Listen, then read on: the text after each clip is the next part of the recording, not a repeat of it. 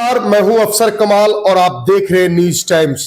देखिए, इस वक्त मैं मोतिहारी में हूं और आज मेरे साथ एक्सक्लूसिव बात करने के लिए जन सुराज के वरिष्ठ नेता यानी संस्थापक सदस्य गोविंद गोपाल उर्फ अंशु जायसवाल है।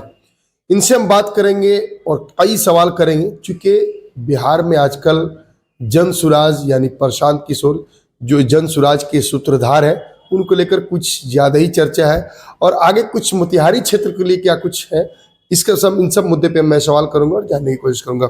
सर, न्यूज टाइम्स में अंशु जी, सबसे पहले तो बहुत बहुत स्वागत है आपका। आपका भी बहुत बहुत धन्यवाद और आप लोग यहाँ आए इसके लिए हम आपका धन्यवाद करते हैं। अंशु जी, आजकल जो है पूरे बिहार में एक व्यक्ति और एक पार्टी काफी चर्चा में है, जन सुराज और सूत्रधार प्रशांत किशोर जी। बीपीएससी अभ्यर्थियों के समर्थन में जिन्होंने आमरण अनशन किया, इसकी वजह से उनका गिराव जो है काफ़ी बढ़ा और कहीं ना कहीं जो बाकी जो राइट और लेफ्ट विंग की जो पार्टियां, उनको इसका डर सता रहा है। देखिए, बिहार में अभी 2-2.5 साल की ये पार्टी हो गई। पार्टी नहीं थी पहले, जब ये 2.5 साल पहले जब प्रशांत जी एक सोच के साथ बिहार में आए थे कि बिहार की माटी का जो मेरे ऊपर कर्ज है उसको उतारना है और बिहार के लिए कुछ करना है और बिहार को 10 अग्रणी राज्यों के सूची में लाके अगले 10 साल में खड़ा करना है। 10 नहीं, 5 अग्रणी राज्यों की सूची में लाके खड़ा करना है। इसके लिए उन्होंने एक अभियान के माध्यम से पदयात्रा शुरू की, लोगों के घर जा जा के परेशानियों को जानना शुरू किया, लोगों से बात की, हर प्रखंड, हर ब्लॉक, हर बूथ तक वो गए, लोगों से मिले, बातचीत की और बातचीत करने के बाद उन्होंने देखा कि यहाँ की स्थिति जो है वो बहुत ज़्यादा दयनीय थी। शहरों में और गांव की ज़िंदगी में बहुत ही ज़्यादा डिफरेंस है। जब गांव में हम लोगों ने उनके साथ पदयात्रा शुरू की तो हम लोगों ने देखा कि गांव के बच्चों के पैर में चप्पल नहीं है। गांव जो है वो बूढ़ों से भरा हुआ है, जवान और छोटे बच्चे जो है और जवान जो हैं और जो 16-17 साल के भी लड़के हैं वो बाहर चले गए हैं नौकरी करने के लिए। गांव का गांव खाली है, बुजुर्ग और महिलाओं से भरा हुआ है। तो शिक्षा पे उन्होंने सबसे पहले ये किया कि सबसे बड़ी चुनौती जो ये है, उन्होंने स्वीकार की कि शिक्षा के स्तर को यहाँ पे ठीक करना बहुत ज़रूरी है और इस दिशा में हम लोगों ने काम करना शुरू किया और प्रशांत जी की बातों को लोगों तक पहुँचाना शुरू किया। इस क्रम में जब बिहार की जो शिक्षा व्यवस्था है, इसमें बीपीएससी के एग्ज़ाम का पेपर लीक का मामला सामने आया है। इसके पहले भी भिन्न भिन्न तरीके के पेपर लीक्स के मामले सामने आते रहे। जो पैसे वाले लोग हैं वो पेपर खरीद के या कुछ अन्य माध्यम से नौकरी पाने में कामयाब हो जाते हैं, पर समाज में जो गरीब लोग हैं जिसको उसकी ज़्यादा ज़रूरत है और जो लोग उसके लिए एलिजिबल हैं, वो लोग उस नौकरी को नहीं पा रहे थे। इस वजह से प्रशांत जी ने इस मुद्दे को उठाया और हम लोगों ने हाई कोर्ट भी, हमारी प्रशांत किशोर जी गए हुए हैं, हम लोगों ने आमरण अनशन भी किया, राज्यपाल साहब ने भी उसमें हस्तक्षेप किया। अब देखिए आगे क्या होता है, पर यह ध्वस्त शिक्षा व्यवस्था जो है, हमें उम्मीद नहीं है कि दोनों, या वो महागठबंधन हो या फिर वो एनडीए हो, इनसे सुधरने वाली है। बिहार की जो मुख्य विपक्षी पार्टियां हैं, उनका ये आरोप लगता रहा है कि ये कहीं ना कहीं इनका साठगांठ किसी दूसरी पार्टियों से है जो रूलिंग पार्टी है देश में, और वेनेटी बैन को लेकर, जो वेनेटी बैन है उसको लेकर भी काफी सवाल उठे कि आखिर इतना पैसा जो है प्रशांत जी के पास आ कहां से रहा है। देखिए, आपने 2 सवाल पूछा कि इनका कहीं ना कहीं किसी ना किसी से साठगांठ है। ये मैं नहीं, विपक्षी आरोप लगाते हैं कि ये आपके कहने का मतलब ये है, जो हम लोग भी सुनते हैं, कि भाजपा के विरुद्ध ये थोड़ा कम बोलते हैं। प्रशांत जी ने सबसे पहली बात, इसका क्लेरिफिकेशन 3-4 पॉइंट से हो जाता है। प्रशांत जी ने ये कहा कि हम 243 की 243 सीटों पे चुनाव लड़ने जा रहे हैं। हम सारे सीटों पे चुनाव लड़ेंगे और इसमें जिसकी जितनी भागीदारी, जिसकी जितनी संख्या उसकी उतनी भागीदारी वाली बात भी है। महिलाओं के लिए 40% सीट रिजर्व किया गया है, अति पिछड़े समाज के लिए रिजर्व किया गया है और भी लोग इसमें चुनाव लड़ेंगे। जब भी अपना भाषण वो करते हैं तो अपने भाषणों में वो हमेशा एक बात को कहते हैं कि राष्ट्रीय जनता दल और जंगल राज की बात तो उठाते ही हैं। वो हमेशा ये बात कहते हैं कि 40 में से 39 सीट हम लोगों ने एनडीए को दिया। मोदी जी का एक भी मीटिंग आप हमें बता दें जो उन्होंने बिहार या बिहार के डेवलपमेंट के लिए इतने दिनों में किया हो। वो जितना प्रहार जंगल राज पे करते हैं उतना प्रहार मोदी जी की नीतियों पे भी करते हैं। अब तो ये एक बात है कि नैरेटिव सेट करने की बात है। राष्ट्रीय जनता दल के लोगों को ऐसा लग रहा है कि अकलियत समाज के जो लोग हैं वो हमसे छिटक जाएंगे, तो इनको पहले ही भाजपा के एजेंट बोल दो, इनको कह दो कि ये भाजपा से मिले हुए हैं, ये भाजपा के साथ चले जाएंगे, जबकि ऐसी कोई बात नहीं है।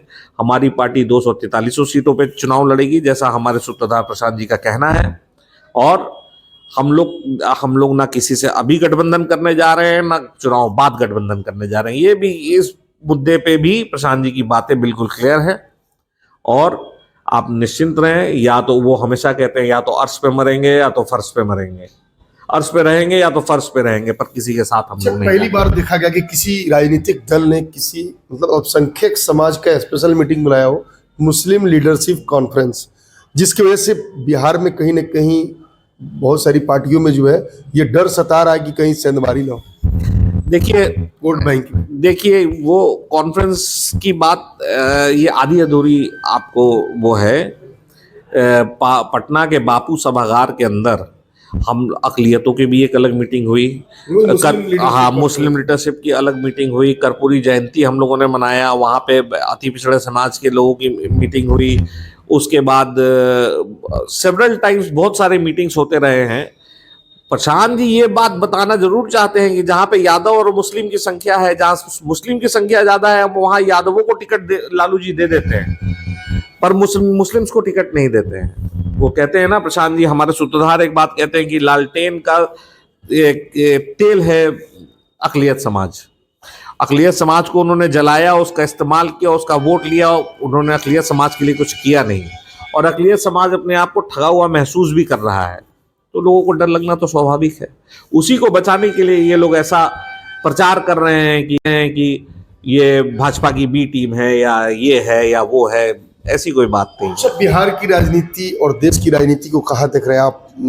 पॉलिटिक्स में एक्टिव हैं, काफ़ी मेहनत कर रहे हैं, क्या लगता है इस बार जो राजनीति का जो असर है पहले और अभी के मुकाबले कैसे?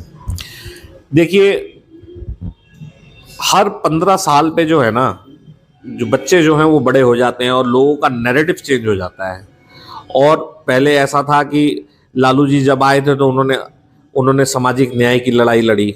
जब उसके बाद वो 15 साल रहे, 15 साल में जो बच्चा छोटा था वो जब वोटर बन गया, 2 या 3 साल का था वोटर बन गया, वो जब दिल्ली पढ़ने जाते थे हम बच्चे बाहर, तो बिहारी कहलाना उस वक्त एक गाली होती थी। तो नीतीश कुमार जी उस मुद्दे पे आए और पहला 5 साल उन्होंने अच्छा काम किया था।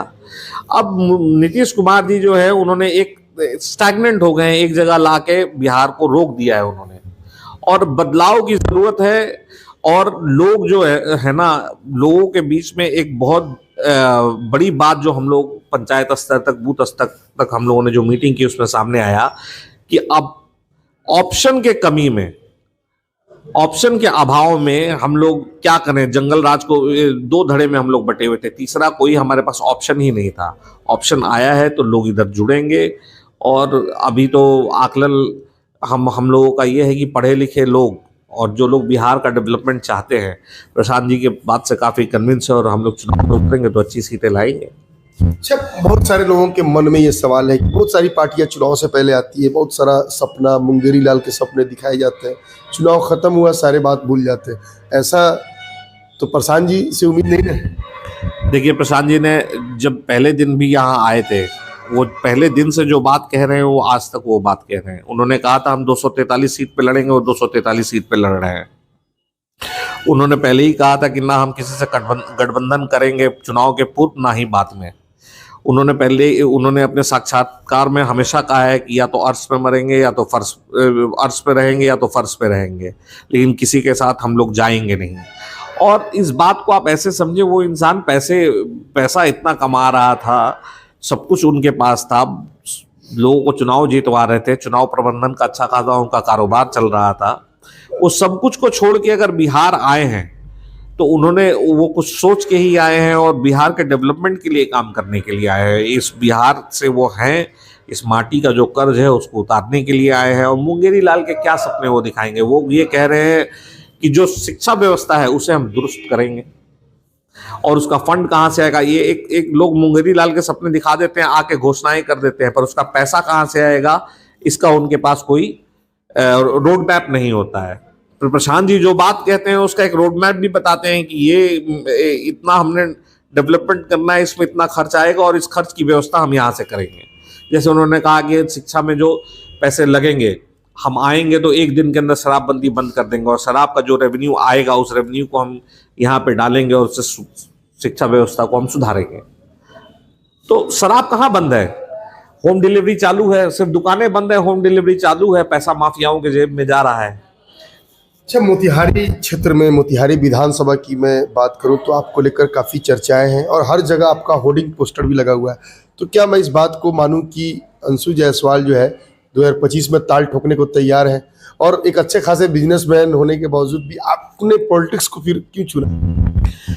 देखिए, राजनीति में जो लोग हैं वो लोग चुनाव लड़ने के इच्छुक हैं, हमने अपना फॉर्म भी भरा है, लेकिन अब हम टिकट हमें मिलेगा नहीं मिलेगा ये तो हम बता नहीं सकते। सबसे बड़ी बात है कि इस पार्टी में ऐसा नहीं है कि आप नेता का परिक्रमा करें और आपको टिकट मिल जाए। इस पार्टी में ऐसा है कि जब उन्होंने साफ कहा है कि आप जाएं, 15 मार्च के बाद हमारी सर्वे टीम जाएगी, लोगों से मिलेगी, लोगों से ये पता करेगी कि आप उनसे मिले हैं नहीं मिले हैं, आप कैसे कैंडिडेट हैं। एक सीट पे 50-50 लोगों का आवेदन है, उसमें से वो कुछ शॉर्टलिस्ट करेंगे, शॉर्टलिस्ट करने के बाद अपने सर्वे के आधार पे वो टिकट का वितरण होगा। पहला नंबर तो ये हो गया। और पॉलिटिक्स में हम क्यों आए, तो मैं आपको बता दूं कि हमारा परिवार शुरू से इस पॉलिटिक्स में रहा है। यानी पॉलिटिक्स विरासत में ही मिली? जी, पॉलिटिक्स विरासत में मिली है। और गांधी जी के जमाने, गांधी जी जब यहाँ मोतिहारी आए थे तो उनको लाने में हमारे परिवार का बहुत बड़ा हाथ था। यहाँ पे 6-7 गवर्नमेंट स्कूल जो सारे हमारे पूर्वजों के नाम पे हैं, वो चाहे हीरालाल शाह स्कूल हो, मंगल सेमिनरी स्कूल हो, गौरी शंकर स्कूल हो, अभी और भी 6-7 स्कूल हैं, मंदिर है, मस्जिद है। सामाजिक कल्याण का काम हमारे परिवार के द्वारा हमेशा होता रहा है। गणेश प्रसाद शाह हमारे चचेरे दादा थे, वो इंटरिम गवर्नमेंट में भी मोतिहारी के फर्स्ट एमएलए रहे। और गांधी चंपारण एक किताब है जिसके अंदर स्वर्गीय रामदयाल प्रसाद शाह के बारे में कैसे वो लोग, कांग्रेस के लोग मोतिहारी आए, गांधी जी मोतिहारी आए, राजेंद्र, जिसके लेखक राजेंद्र बाबू हैं, उसमें भी हमारे परिवार का व्याख्या है। तो पॉलिटिक्स तो विरासत में मिली है। और सेवा भाव, मोतिहारी की जनता का सेवा करना है। और एक ही विधायक ऑप्शन के अभाव में बराबर विधानसभा चुनाव जीतता जा रहा है और डेवलपमेंट के नाम पे यहाँ कुछ भी नहीं है।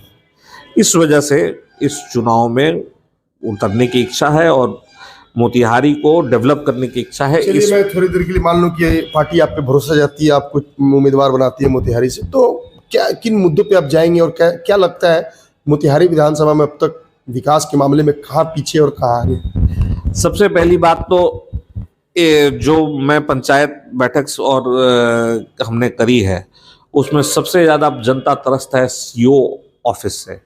ब्लॉक के अंदर आज एक साधारण सा आप ज़मीन खरीद लें और उसका दाखिल खारिज कराने में 1 साल से ऊपर समय लग जा रहा है। एक दाखिल खारिज कराने में 10,000, 15,000, 20,000, 30,000 रुपया तक लोग घूस ले रहे हैं। ब्लॉक एक तो लूट खसोट का और भ्रष्टाचार का सबसे बड़ा अड्डा हो गया है ब्लॉक, जिससे हर किसान को, हर गरीब आदमी को, हर अमीर आदमी को, हर किसी को वहाँ से काम पड़ना ही पड़ना है।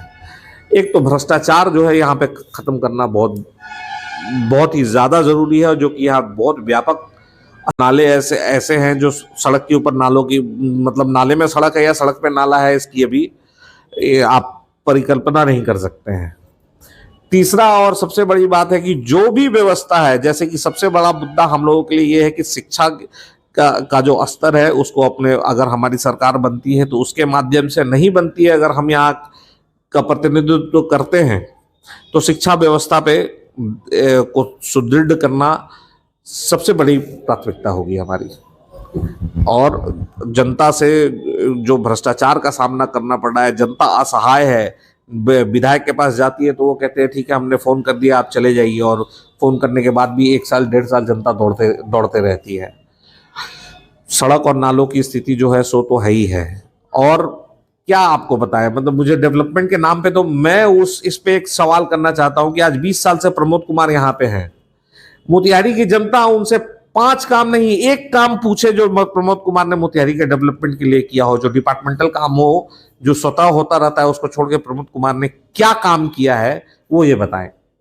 मोती झील का विकास तक तो नगर निगम के द्वारा हुआ, उसका इतना सारा फंड आया और फंड के नाम पे अब जाके उसमें कुछ वो हुआ है, और तो मुझे कुछ डेवलपमेंट दिखता नहीं है। मोतिहारी की जो जनता है, मोतिहारी विधानसभा क्षेत्र की, मैंने इस क्षेत्र में कई जगह का दौरा किया, तो आपको लोग काफी उम्मीद की किरण से देख रहे हैं कि अंशु जी आएंगे तो कुछ अच्छा होगा, तो उन लोगों को क्या मैसेज देना चाहिए?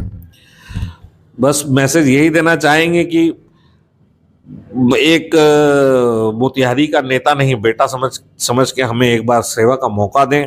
और हम कहीं जाने वाले हैं नहीं, छतौनी चौक पे हमारा सिनेमा हॉल है, जो भी मिलना चाहे वो दिन भर लोग आके यहाँ मिलते ही रहते हैं, और आपके बीच में हम हमेशा रहेंगे।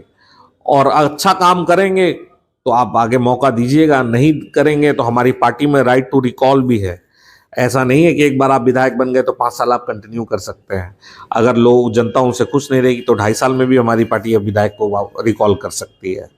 तो मेहनत तो आदमी करेगा ही, और जो पारिवारिक पृष्ठभूमि रही है और जो पूर्वजों की देन रही है उसको देखते हुए एक बार मुझ पे विश्वास तो जनता कर ही सकती है, और बाकी तो जनता ही बेहतर बताएगी। कार्यालय में हमेशा आना जाना शेखपुरा हाउस होता रहता है आपका, जहाँ प्रशांत जी से मुलाकात होती है, तो क्या लगता है जिस तरह से संगठन का विस्तार पूरे बिहार में किया गया, और बूथ लेवल से लेके पंचायत से लेके ब्लॉक लेवल पे, एक बहुत बड़ी बात है। किसी भी चुनाव को जीतने के लिए, पार्टी को मजबूत करने के लिए सबसे पहले संगठन को विस्तार करना होता है और मजबूत करना होता है। तो क्या लगता है 2025 में जन सुराज कुछ अच्छा करने जा रही, कितने सीटें जीत पाएंगी? आपका आकलन और एक्सपीरियंस क्या है? देखिए, संगठन की बात जहां तक है, हम लोगों ने बूथ स्तर तक का अपना संगठन, सिर्फ इधर का अपना ही नहीं, प्रशांत किशोर जी ने जब पदयात्रा की थी उस वक्त से ही बना दिया, और कोर कमेटी भी बनाई संगठन पे। तो दिन रात 2.5 साल से हम लोग काम ही कर रहे हैं। अब चुनाव जो हम लोग लड़ने जा रहे हैं, हमें ऐसा लगता है कि 2025 में जनसुराज की सरकार बनेगी।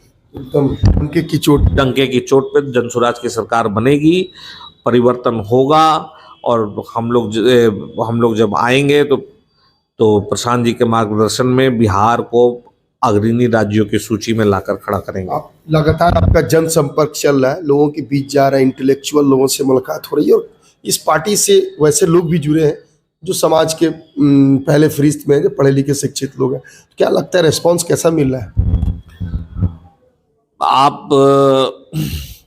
मैं तो अपने फोटोग्राफ्स वगैरह इंटरनेट वगैरह पे डालता ही रहता हूँ। जाने के बाद आप लोगों की जब समस्या सुनना चालू करेंगे ना, झुंड में लोग आते हैं, और लोगों का मोतिहारी में एक ही कहना है कि ऑप्शन को हिंदी में क्या कहते हैं, विकल्प के अभाव में हम लोग एक ही नेता को बराबर वोट दे रहे हैं। अब आप आए हैं, एक विकल्प मिला है, इस बार हम लोग परिवर्तन चाहते हैं, और मोतिहारी की जनता परिवर्तन चाहती है, और इस बार 2025 में परिवर्तन होगा। बहुत बहुत शुक्रिया मेरे साथ बात करने के लिए। जैसा कि आप देख रहे थे कि जन सुराज के वरिष्ठ नेता अंशु जायसवाल और गोविंद गोपाल से बात हो रही थी। इन्होंने साफ तौर पे कहा कि अगर मुझे मोतिहारी के लिए काम करने को मौका मिला तो सबसे पहले मोतिहारी में स्वच्छ मोतिहारी हो, इसकी पहली प्राथमिकता होगी। न्यूज़ टाइम्स को देखने के लिए फेसबुक पेज को लाइक करें, यूट्यूब पेज को सब्सक्राइब करें। नमस्कार।